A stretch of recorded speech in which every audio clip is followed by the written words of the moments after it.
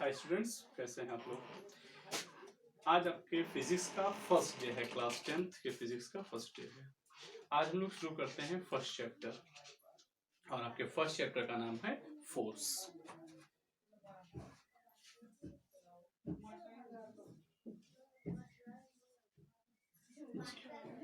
Force और इसमें पहला टॉपिक जो है आपका moment of force and equilibrium. हमें पढ़ना है moment of force and equilibrium.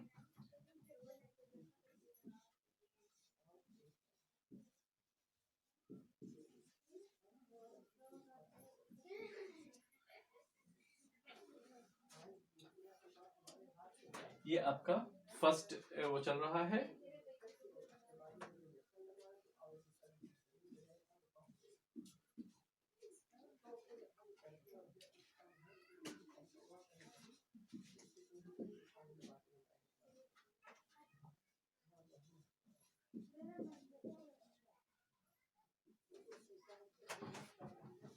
आप जानते हैं कि आपके चैप्टर में अलग अलग सेक्शंस होते हैं। तो आपका फर्स्ट सेक्शन है आपका movement of the force and equilibrium, और इसका जो पहला टॉपिक है आपका वो है translatory motion and rotational motion. Okay, तो ट्रांसलेटरी मोशन और रोटेशनल मोशन क्या होते हैं, ठीक है। जैसे देखिए, आपने ग्लोबल स्टैंडर्ड में पढ़ा मोशन क्या होता है, फोर्स क्या होते हैं, फोर्स के कॉज क्या हैं, ये सारी चीजें। अब हम उसको यहाँ पढ़ेंगे कि अगर हम फोर्स अप्लाई करते हैं तो क्या होता है। हाँ, अब फिर मैं एक चीज और क्लियर कर देता हूं कि जो भी बच्चा ये सोच रहा है कि force is the root cause of the motion, तो वो गलत सोच रहा है। फोर्स मोशन का कॉज नहीं होता है। Motion is a natural state, ये नेचुरल स्टेट है। मोशन करवाने की हमें जरूरत नहीं है। हर बॉडी जो कि इस यूनिवर्स में है वो ऑलरेडी मोशन में ही है।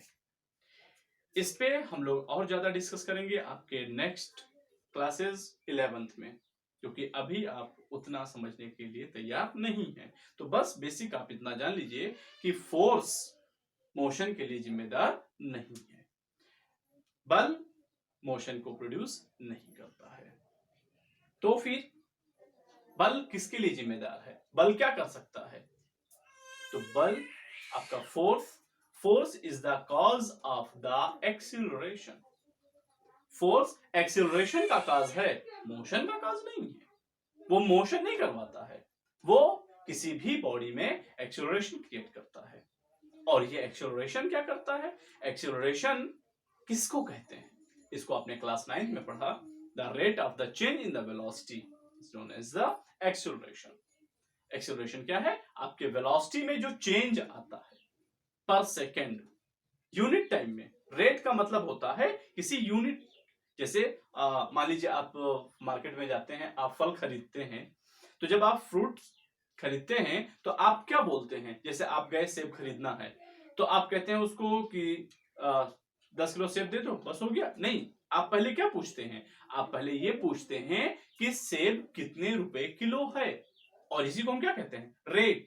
यानी 1 किलो का जो दाम है उसको क्या कहेंगे, रेट कहेंगे। भैया क्या हिसाब दिए, क्या रेट दे रहे हो सेब, ठीक है। तो क्योंकि जब हमें यूनिट की वैल्यू पता होती है तो हम उसके आगे की वैल्यू खुद से कैलकुलेट कर लेते हैं। तो इसीलिए रेट पर आप हमेशा ध्यान दीजिएगा कि जहां भी रेट लगा होगा वो पर यूनिट टाइम की बात कर रहा होगा। यहां जो मैग्नीट्यूड होगा वो 1 होगा। तो एक्सीलरेशन किसको बताता है, वेलोसिटी को। तो वेलोसिटी टाइम के साथ चेंज होती है। तो अगर 1 सेकंड में जितनी वेलोसिटी चेंज होती है वो उसका क्या कहलाएगा, एक्सीलरेशन कहलाएगा। तो force is the cause of the acceleration, not of the motion. Clear, okay. फिर चलिए अब देखते हैं इसका इफेक्ट क्या होता है। जैसे मान लीजिए आपके पास ये एक बॉडी है ऐसे, ओके। इस बॉडी पर आपने फोर्स लगाया, ये आपका ग्राउंड है, ये आपका ग्राउंड है, इस पर आपने ऐसे फोर्स लगाया। तो इस फोर्स की वजह से इस बॉडी में क्या आ जाएगा, एक्सीलरेशन। ओके, फिर से देखते हैं। जब मैंने फोर्स नहीं लगाया, अगर मैंने इस बॉडी पर फोर्स नहीं लगाया if you don't apply any force on the body, then the velocity of the body is 0. At this time, how much velocity? 0. Velocity 0 है. अब देखते हैं, when you apply the force on the object, then you see body is moving slowly, fast. This is depend upon the your force. जब आप इस पर force लगाते हैं तो क्या होता है, बॉडी धीरे धीरे आगे चलती है या अचानक से जाती है या तेजी से जाती है. ये सब किस पर डिपेंड करता है कि आपने फोर्स कितना लगाया, कितना फोर्स आप लगा रहे हैं, किस तरह से फोर्स लगा रहे हैं, उस हिसाब से इसमें क्या होता है, इसमें वेलोसिटी आती जाती है. आप कंटिन्यूअसली पुश करते रहते हैं तो आप देखते हैं उसकी वेलोसिटी क्या होती है, बढ़ जाती है. इसका अच्छा सा एग्जांपल आप देखिए, कभी किसी की गाड़ी बंद हो जाती है ना, जैसे कोई कार है या कुछ है, जब गाड़ी बंद हो जाती है तो लोग क्या कहते हैं, भैया थोड़ा सा धक्का लगा दो, ठीक है. और जब कई लोग मिल करके पुश करते हैं उसको, तो पहले गाड़ी क्या धीरे से चलती है और पुश करते जाते हैं, वो लोग फोर्स बढ़ाते जाते हैं और उसका वेलोसिटी क्या होता है, बढ़ता जाता है. ठीक इसी तरह से तो ये आप जब फोर्स अप्लाई करते हैं यहाँ पे, तो इस फोर्स से इसमें क्या पैदा हो जाता है, एक्सेलरेशन. मोशन नहीं हुआ, आप मोशन बिल्कुल भी मत कहो. आप देखो ना, अगर मान लीजिए आपने फोर्स लगाया, जब नहीं लगाया था तो इसकी वेलोसिटी कितनी थी, जब नहीं लगाया था तो वेलोसिटी 0 थी. जब आपने फोर्स लगा दिया तो वेलोसिटी 1 मीटर पर सेकंड हो गई. आप लगाते रहे तो वेलोसिटी 2 मीटर पर सेकंड हो गई. इस तरह से आपकी वेलोसिटी देखिए लगातार क्या हो रही है, बढ़ रही है. Your velocity is increases at the same rate. तो अब यहां पर हम देखें तो वेलोसिटी कंटिन्यूअसली चेंज हो रही है, कीप ऑन चेंजिंग. तो जब वेलोसिटी में चेंज होता है तो उसी चेंज को हम क्या कहते हैं, एक्सेलरेशन. तो अब बताओ, फोर्स ने एक्सेलरेशन जनरेट किया, प्रोड्यूस किया या मोशन? तो ऑब्वियसली क्या, एक्सेलरेशन. ओके, तो यहां पर एक्सेलरेशन क्रिएट होता है. ओके, अब आगे देखते हैं कि जब आपने इस तरह से इस पे एक फोर्स लगाया और यह बॉडी फ्री है, किसके लिए, body is free for move करने के लिए. अगर ये फ्री है, जैसे एक आदमी खड़ा था और अचानक से आपने उसको पुश कर दिया, तो क्या होगा, गिर जाएगा या तो फिर दौड़ने लगेगा. ठीक है, अगर वो नहीं गिरा, अगर वो नहीं चला, अगर वो दौड़ना नहीं शुरू किया, तो इसका मतलब क्या हुआ कि उसका पैर फंसा हुआ है, वो मजबूर था इसलिए नहीं चला, वरना वो दौड़ने लगेगा. क्यों, अपने आप को बैलेंस करने के लिए. ठीक है, तो यहां पर हम देखते हैं कि जैसे मान लीजिए एक फुटबॉल पड़ा हुआ है, आप फुटबॉल पे किक करते हो तो फुटबॉल क्या होता है, रन करना स्टार्ट कर देता है, वो मूव करने लगता है. ठीक है, आपने कार पे पुश किया, आपने बाइक पे पुश किया, तो बाइक क्या हुई, धीरे धीरे स्लोली चलने लगी. ठीक है, तो अब वो चलना स्टार्ट कर देती है. तो अब हम यहां पर देखें तो ये कैसे, ऐसे चल रही है. When you applied a force on a body which is free to move, then the body is move along a straight line path. यानी जब आप फोर्स लगाएं और आपकी बॉडी किसके, एक स्ट्रेट लाइन पर मूव करती है, तो ऐसे मोशन को हम लीनियर मोशन या ट्रांसलेटरी मोशन कहते हैं. अच्छा, तो लीनियर और ट्रांसलेटरी दो वर्ड क्यों, इसको भी मैं आपको 11th में अच्छा चलो बता देता हूं, कोई बात नहीं.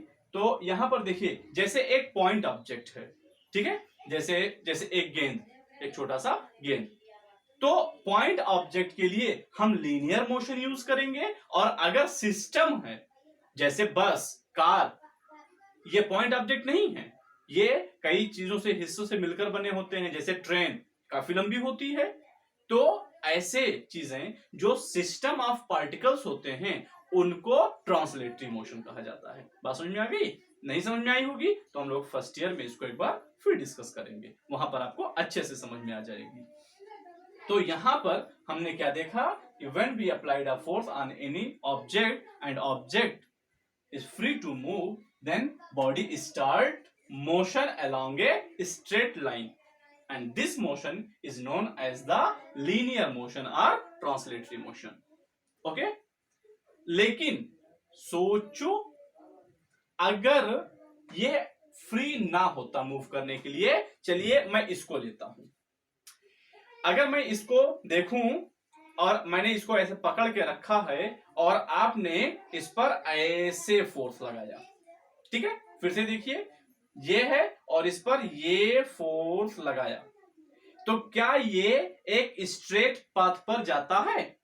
फिर से मैं इसको दिखाता हूं, यहां पे रख के मैंने इसको यहां पे पकड़ा और पहले देखते हैं इसको, ये ऐसे रखा हुआ और इसको आपने ऐसे पकड़ा और ऐसे फोर्स लगाया, तो ये कौन सा मोशन कर रहा है? लीनियर मोशन, क्योंकि ये एक स्ट्रेट लाइन के पाथ अलोंग कर रहा मोशन कर रहा है।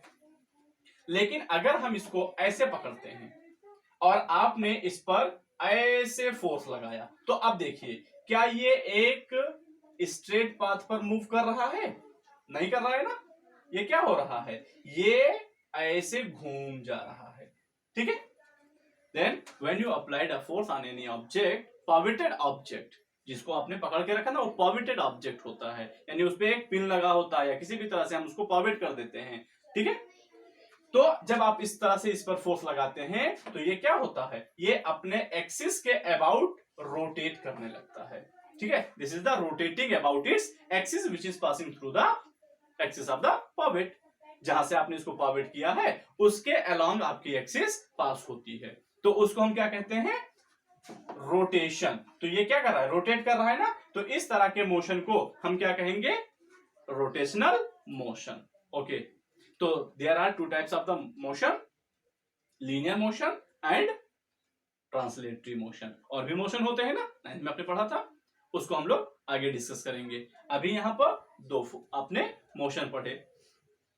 अब अच्छा एक चीज आप यहां देखिए कि हमने फोर्स लगाया तो ये सीधा चला गया, ठीक है, ओके। इस पर जब फोर्स लगाया तो ये ऐसे चला गया, तो फोर्स का ये वाला इफेक्ट क्या कहलाता है? तो यहां पर देखिए ये क्या हो जा रहा है, टर्न हो रहा है। क्या हो रहा है, ये टर्न हो रहा है, तो इसलिए इसको हम क्या कहेंगे, टर्निंग इफेक्ट। इसको हम क्या कहेंगे, turning effect of the force. Clear? Okay, तो इसको हम कहते हैं turning effect of the force and motion is known as the translatory motion, sorry rotational motion. Okay, तो there are two type of motion, linear motion और translatory motion, और दूसरा क्या देखा, रोटेशनल मोशन। ओके, अब हम देखते हैं टर्निंग इफेक्ट यानी कि मूवमेंट ऑफ फोर्स। तो टर्निंग इफेक्ट आपने देखा कि टर्निंग इफेक्ट क्या होता है, तो आप जब भी फोर्स लगाते हैं और ऑब्जेक्ट जो कि पॉविटेड है उस पर जब आप फोर्स लगाते हैं तो देखते हैं कि वो लीनियर मोशन ना करके वो क्या हो जाता है, टर्न हो जाता है। तो जब वो टर्न हो जाता है तो इसी को हम क्या कहते हैं, turning effect of the force, ठीक है। अब देखो कि ये इफेक्ट, हमारा जो टर्निंग इफेक्ट है, ये किस किस पर डिपेंड करता है, कौन से ऐसे फैक्टर्स हैं जो हमारे इस टर्निंग इफेक्ट को क्या करते हैं, इफेक्टिव करते हैं, ठीक है। तो हम चलो उसको देखते हैं अब, turning effect of the sorry